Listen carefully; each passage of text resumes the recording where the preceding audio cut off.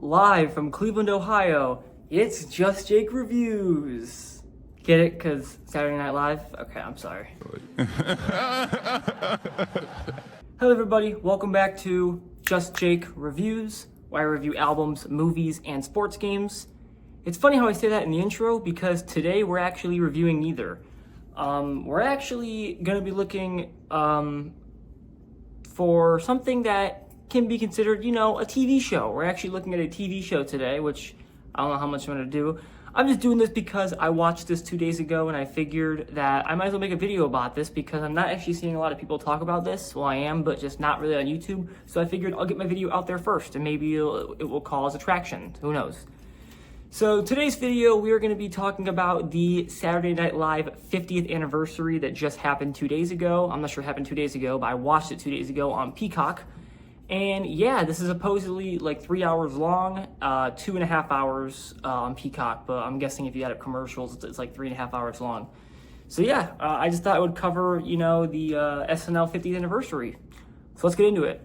Saturday Night Live 50th anniversary special is a 3-hour television special to commemorate the 50th anniversary season of Saturday Night Live. It aired on February 16th, 2025 on NBC and Peacock, and like the 40th anniversary special, was preceded by 2-hour-long live red carpet specials. One was hosted by Amelia DeMoldenberg for SNL's social media such as YouTube. Willie Geist, Leslie Jones, and Matt Rogers hosted the pre-show on NBC. The special was watched by nearly 15 million viewers. The special followed the format of a typical Saturday Night Live episode, extended to 3.5 hours instead of the usual 1.5, and included a cold open, a monologue, sketches, a short film, commercial parodies, and musical performances.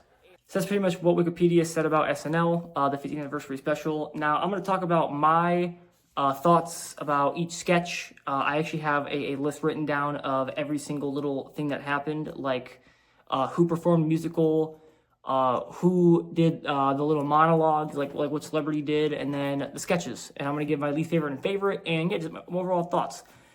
So anyways, let's start it off with my history with SNL. I am not the craziest SNL fan. Never have been.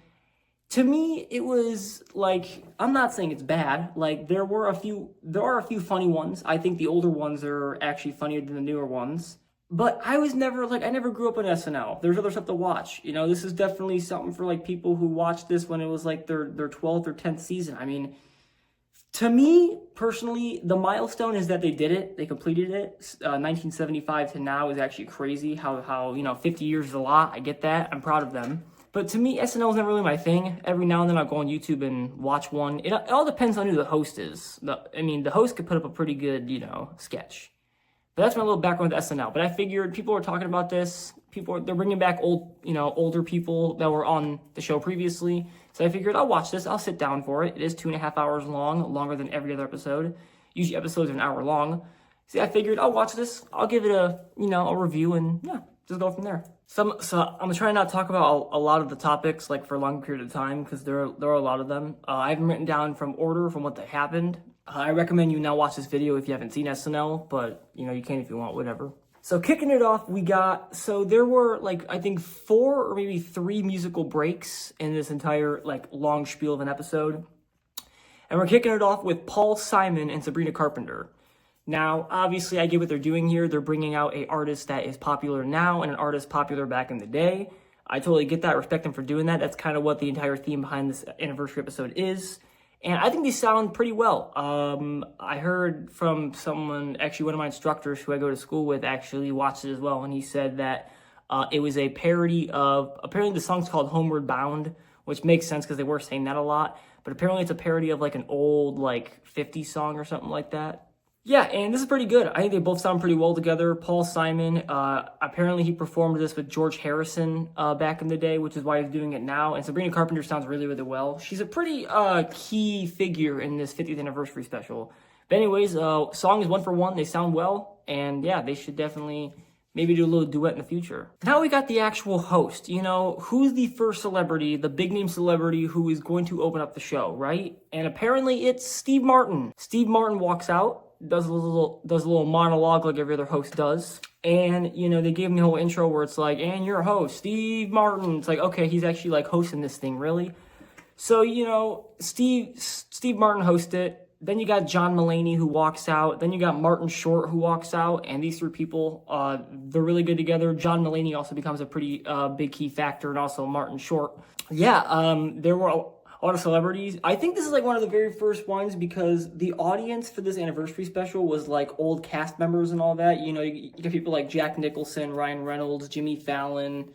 I mean, list goes on and on and on. Jason Momoa, and you're thinking, wow, there's so many celebrities. There's no way they could fit all these celebrities in this 2.5 hour special. They practically did. They practically gave a little bit of like screen time for every other person, which is awesome. So then you have your first actual sketch. You got the Lawrence Welk Show, which this apparently was an old like show back then in the day. I've never heard of it before, but Lawrence Welk, pretty funny skit, pretty funny sketch. Obviously, Fred Armisen, he does a lot for SNL, and he does a lot when it comes to this sketch. Will Ferrell, you got Will Ferrell coming back and doing almost like his little Anchorman thing, almost, but not really Ron Burgundy. It's a different guy. Love Will Ferrell. I think he's freaking hilarious.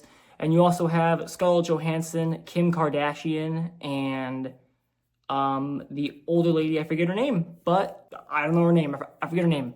And yeah, there's a pretty funny sketch overall. Then you bring back Black Jeopardy, which is amazing. I love Black Jeopardy. I've actually watched it a few times on YouTube. It's pretty funny. Kenan Thompson is hilarious.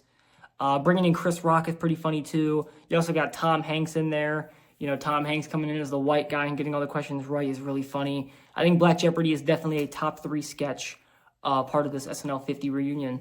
Then you have Emma Stone out of nowhere. Like, why is Emma Stone doing a monologue? Like, yes, she is part of one sketch, but I was kind of shocked to see Emma Stone there. I was like, wow, Emma Stone, she's doing her thing on SNL, which is pretty cool. So the one thing with this 50th anniversary is there are different celebrities who do a monologue that also follow up with a compilation because, obviously there's some compilations in there where they want to go back and they want to show SNL over the years. And Emma Stone does physical comedy, where she shows off a compilation of all the like best physical comedy slapstick jokes that have happened in SNL in the past.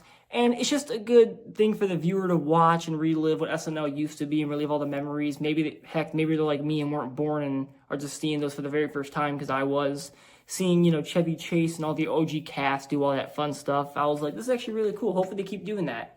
And they did. Next up, we got another funny sketch. You got the Domingo vow renewal. Some of these, they actually don't say the name when they're actually doing the sketch. I had to Google these, what the heck the titles were called. Domingo vow renewal.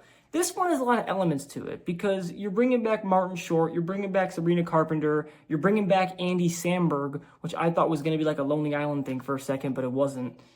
Andy Samberg is great, huge fan of Lonely Island. And yeah, this is pretty funny overall, It's funny how they're like singing over the espresso beat and Sabrina Carpenter's like, what the heck is this song? And she starts singing her dumb lyrics. I would also say this is probably top 4 or top 5 best sketch.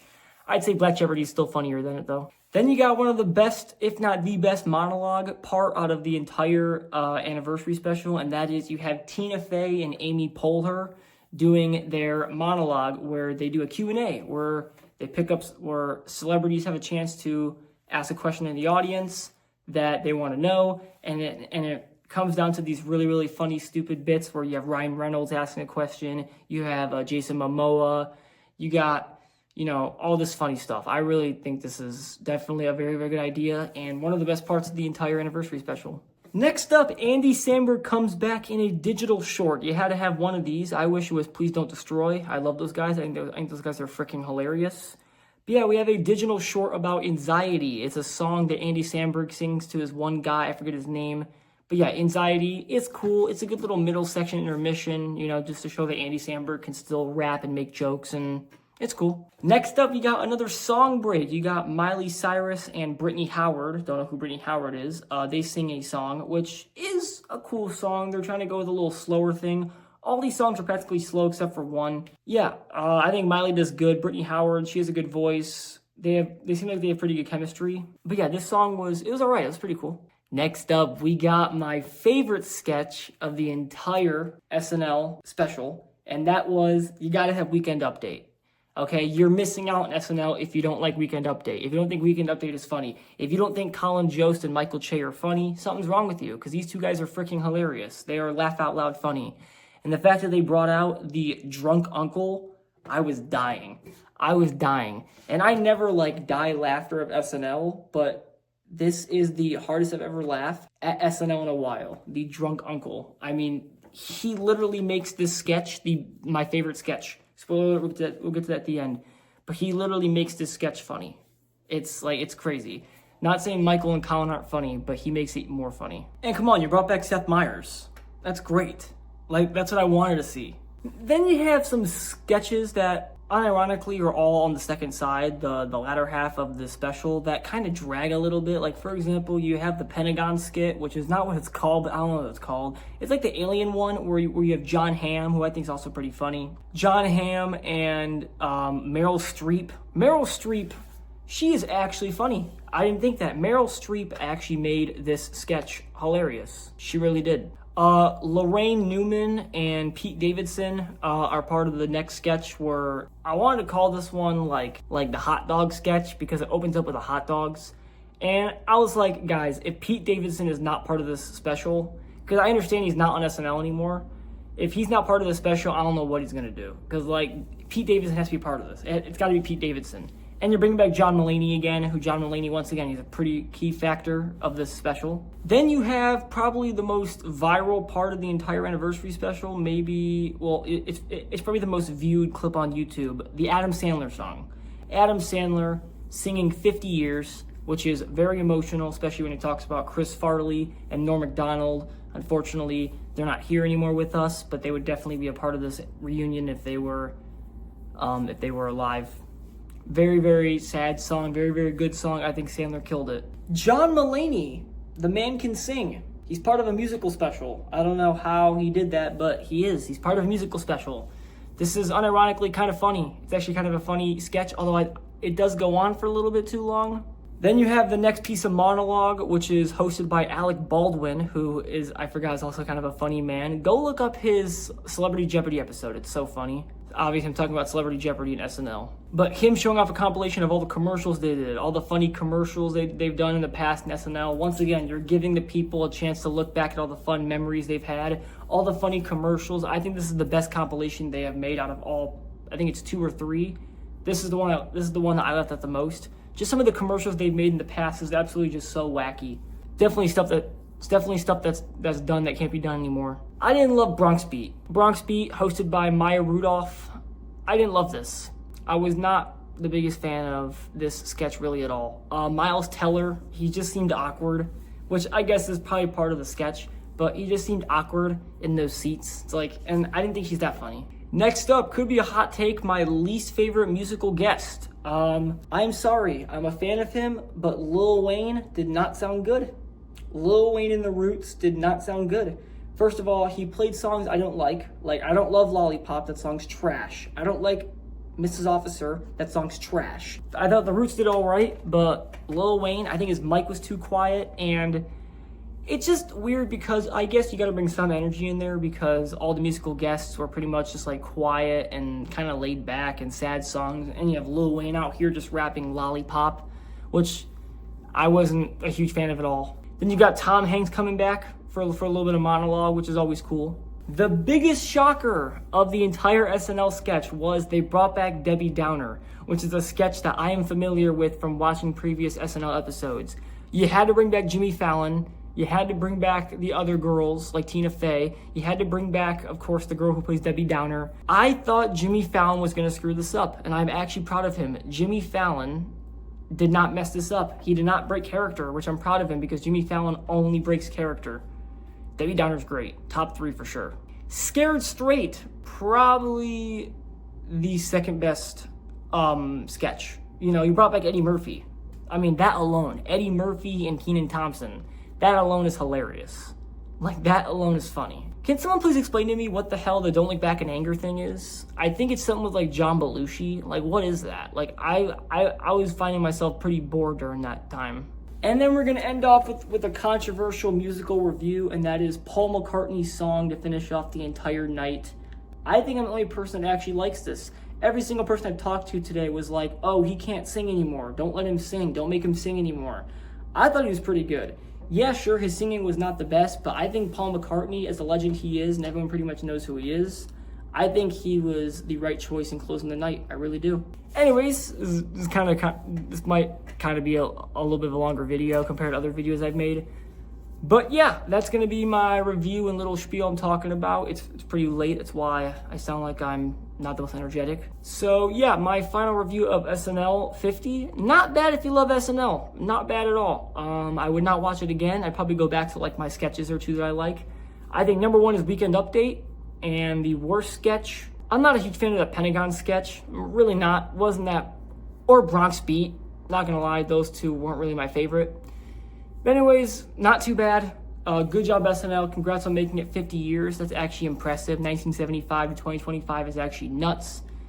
And once again, RIP Chris Farley and Norm Macdonald. They would definitely be here if they weren't dead. Anyways, that's going to be all for my extended video by SNL. And yeah, make sure to go subscribe. I post something on Instagram. 76% of you aren't subscribed. It actually says that, which is insane. You guys should definitely be subscribed. I don't know why you guys aren't. Make sure to go leave a like and comment down below. I reply to every single person and possibly like every single comment depending on what it says. So anyways, go make sure to check out my last two videos. They're kind of joke videos. The snow review and the Drake video is pretty funny. I think the snow video is pretty funny too. But anyways, that's going to be all for today's video, and see you guys next time. Peace.